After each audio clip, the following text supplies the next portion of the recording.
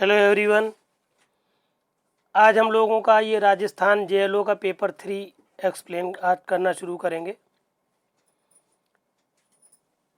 Paper 3 में आपके 3-4 subject आ जाते हैं। एक एविडेंस एक्ट है, एक लिमिटेशन एक्ट है, प्लीडिंग्स है। इन सबको मिला के ये पेपर 3 बनता है, जिसमें 150 क्वेश्चन आते हैं। हर पेपर में जेएलओ के 150 क्वेश्चन आएंगे। इस तीसरे प्रश्न को साक्ष्य एवं परसीमा अधिनियम से पूछा जाता है, बताया जाता है। 2019 का ये पेपर है आया हुआ, उसको हम एक्सप्लेन कर रहे हैं। जिसमें पहला प्रश्न है कि भारतीय साक्ष्य अधिनियम की किस धारा के अंतर्गत इलेक्ट्रॉनिक रिकॉर्ड की ग्राह्यता से संबंधित उपबंध दिए गए हैं। तो हम लोगों का जो भारतीय संविधान अधिनियम है, इसकी धारा 65A और 65B में बताया गया है कि इलेक्ट्रॉनिक रिकॉर्ड क्या होते हैं और किस तरह से ग्राह्य होते हैं। ग्राह्यता की बात 65B में आई है और इलेक्ट्रॉनिक रिकॉर्ड की बात 65A में आई है, इसलिए ऑप्शन नंबर 2 सही है पहले प्रश्न का। दूसरे प्रश्न में आप लोगों से पूछा गया कि ये बताइए कि कौन लोक दस्तावेज या अभिलेख नहीं है। तो ऑप्शन 1 राज्य में रखे गए प्राइवेट दस्तावेजों के लोक अभिलेख, ये लोक अभिलेख हैं। न्यायालय का निर्णय है, गिरफ्तारी वारंट है, वसीयत नहीं है। ऑप्शन नंबर 4 सही है। और प्रश्न संख्या 2 का कि जो वसीयत होती है वो लोक दस्तावेज नहीं है, नहीं पूछा गया था, इसलिए ऑप्शन नंबर 4 सही है दूसरे प्रश्न का। तीसरे प्रश्न में पूछा गया है, ये बताइए भारतीय साक्ष्य अधिनियम की किस धारा के अंतर्गत न्यायालय स्वयं किसी व्यक्ति के हस्तलेख की तुलना कर सकता है। तो जो भारतीय साक्ष्य अधिनियम है, इसकी धारा 73 के अंतर्गत बताया गया है कि न्यायालय स्वयं किसी व्यक्ति के हस्तलेख की तुलना कर सकता है, इसलिए ऑप्शन नंबर 2 सही है तीसरे प्रश्न का। चौथे प्रश्न में पूछा गया है कि लोक अभिलेखों को साबित किया जा सकता है। तो लोक अभिलेख प्रमाणित प्रतिलिपियों द्वारा साबित किए जा सकते हैं, इसलिए ऑप्शन नंबर 1 सही है। क्वेश्चन नंबर 4 का, और ये बात 77वें धारा में बताई गई है भारतीय साक्ष्य अधिनियम की धारा 77 के अंतर्गत। जैसा कि हम बता चुके हैं, हर वीडियो के साथ हम रिटन नोट्स देते हैं आपको। जैसे ये चौथा प्रश्न है, इसमें इस तरह से हमने उत्तर लिख दिया है कि साक्ष्य अधिनियम की धारा 77 के अंतर्गत लोक अभिलेखों को उनकी प्रमाणित प्रतिलिपियों द्वारा साबित किया जा सकता है।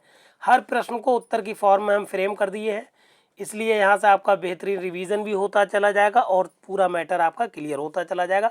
जैसा कि हम बता चुके हैं कि पहले भी हम जेएलओ का पूरा सिलेबस दे चुके हैं, evidence act, CPC, CrPC, constitution.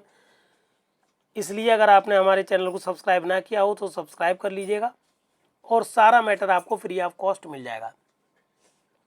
5वें प्रश्न में पूछा गया है कि ये बताइए द्वितीय साक्ष्य में कौन कौन सम्मिलित है। तो मूल दस्तावेजों की प्रतिलिपियां, प्रमाणित प्रतिलिपियां, ये भी द्वितीय साक्ष्य है। मूल से यांत्रिक प्रक्रिया द्वारा बनाई गई प्रतिलिपियां, यह भी द्वितीय साक्ष्य है। मूल से मिलान की गई या तुलना की गई प्रतिलिपियां, ये भी द्वितीय साक्ष्य है। इसलिए 5वें प्रश्न का ऑप्शन नंबर 4 सही है। ये सभी सारी चीज़ें जितनी भी दी गई हैं, ये सभी द्वितीय साक्ष्य हैं। 6ठे प्रश्न में पूछा गया है कि कितने वर्ष पुराने इलेक्ट्रॉनिक रिकॉर्ड पर डिजिटल हस्ताक्षर की वैधता के बारे में न्यायालय उपधारणा कर सकता है। तो भारतीय साक्ष्य अधिनियम की धारा 63 के अंतर्गत ये बात बताई गई है, द्वितीय साक्ष्य वाली।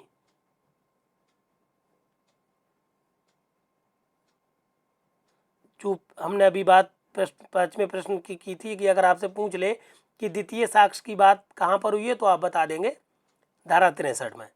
6ठे प्रश्न का ऑप्शन नंबर 3 सही है, 5 वर्ष। क्या मतलब है इसका कि साक्ष्य अधिनियम की धारा 90 का के अंतर्गत 5 वर्षीय पुराने इलेक्ट्रॉनिक अभिलेख के बारे में उपधारणा कर सकेगा या कर सकता है। इलेक्ट्रॉनिक दस्तावेज की बात आ जाएगी तो 5 साल, वैसे दस्तावेज की बात आ जाएगी तो 30 साल। इसलिए 6ठे प्रश्न का ऑप्शन नंबर 3 सही है, 5 वर्ष। 7वें प्रश्न में आप लोगों से पूछा गया है कि ये बताइए, ये प्रश्न दिया गया है, समस्या टाइप का है, ये दृष्टांत है।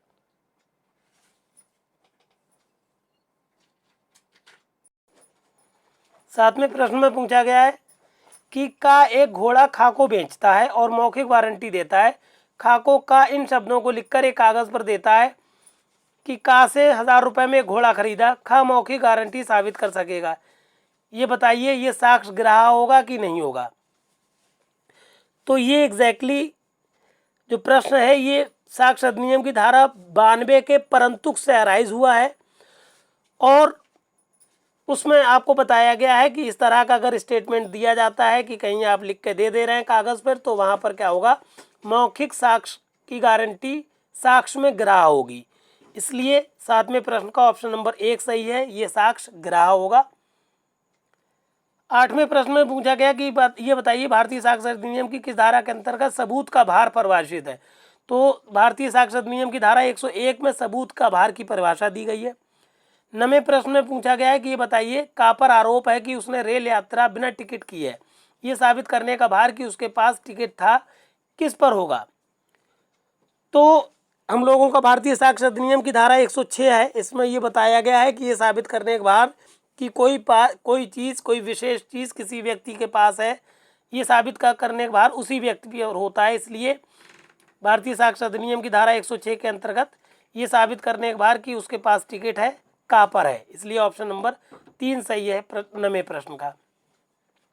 10वें प्रश्न में पूछा गया है कि खापर का उस भूमि के लिए वाद लाता है जो खा के कब्जे में है और जिसके बारे में का जोर देकर कहता है कि वो खा के पिता गा की विल द्वारा का को दी गई है।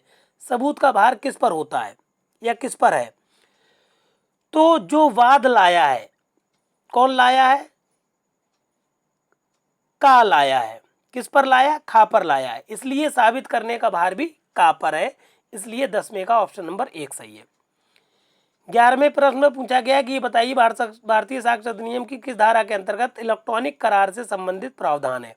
तो इलेक्ट्रॉनिक करार की बात हमारे भारतीय साक्ष्य अधिनियम की धारा 85 का में दी गई है। 85 का में इलेक्ट्रॉनिक करार की व्याख्या की गई है। इसलिए 11वें प्रश्न का ऑप्शन नंबर 2 सही है। आखिरी प्रश्न है हम लोगों का आज का कि ये पूछा गया है कि भारतीय साक्ष्य अधिनियम की धारा 113 ए किसी विवाहित स्त्री द्वारा आत्महत्या के दुष्परिणाम के बारे में उपधारणा, तो उपधारणा कर सकती है या करेगा न्यायालय।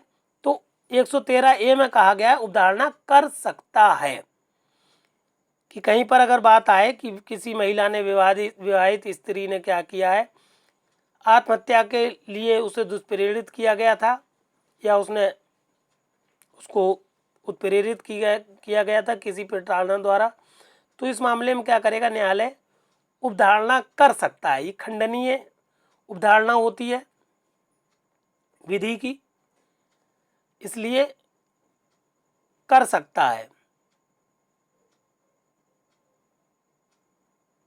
इस तरह से ये आपका पूरे प्रश्न हो गए आज के 12 प्रश्न।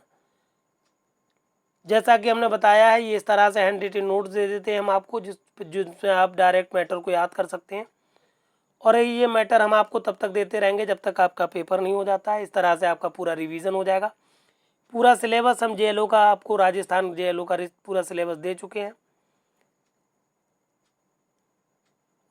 ये तीसरा प्रश्न पत्र शुरू हो गया है। इससे पहले हम कॉन्स्टिट्यूशन जो प्रथम प्रश्न पत्र होता है वो 2013, 14 और 19 का दे चुके हैं। फिर पेपर 2 होता है CPC और CRPC का, उसके सारे प्रीवियस ईयर के क्वेश्चंस दे चुके हैं। अब ये तीसरा लॉ से संबंधित प्रश्न पत्र है, इसका हम प्रीवियस ईयर के क्वेश्चन पेपर दे रहे हैं। इसलिए इस मैटर को आप सारे साथियों को शेयर कर दीजिए और हमारे चैनल को सब्सक्राइब कर लीजिए। धन्यवाद।